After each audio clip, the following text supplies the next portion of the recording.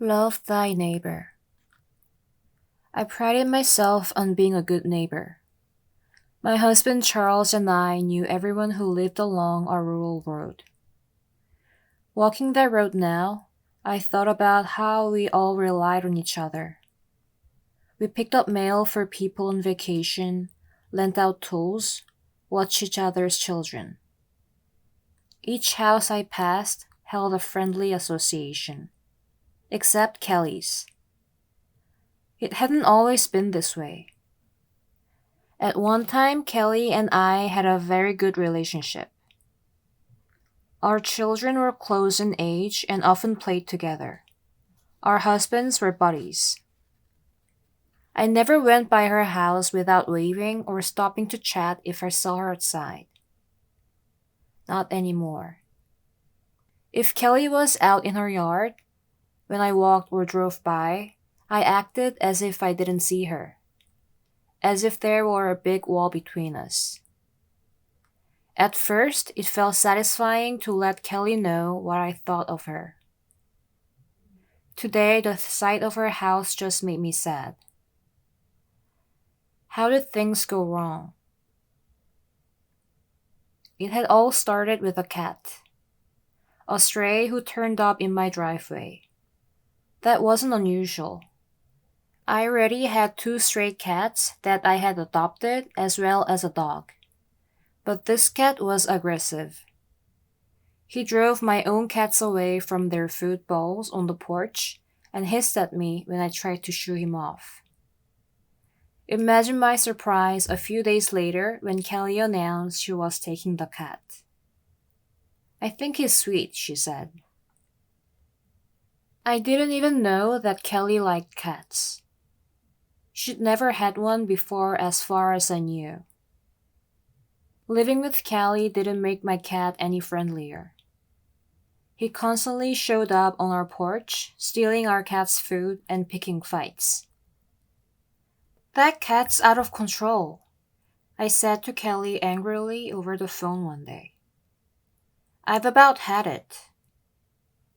"He's always perfectly sweet with us," Kelly said, getting defensive. "I had no idea you disliked him so much." That was the first brick in the wall between us. Things just got worse from there. We never talked about that phone call, but I couldn't stop thinking about it.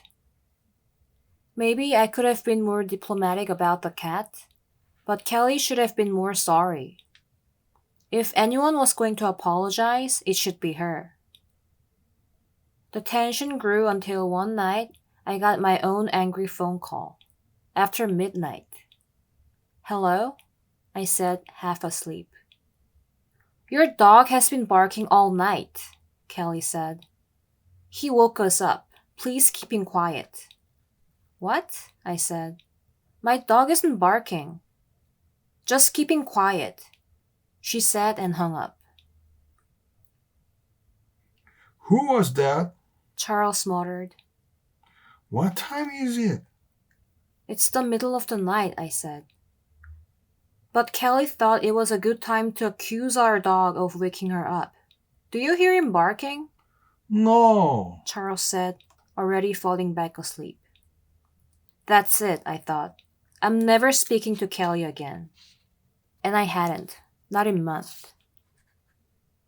And I felt pretty miserable about it. Not to mention petty.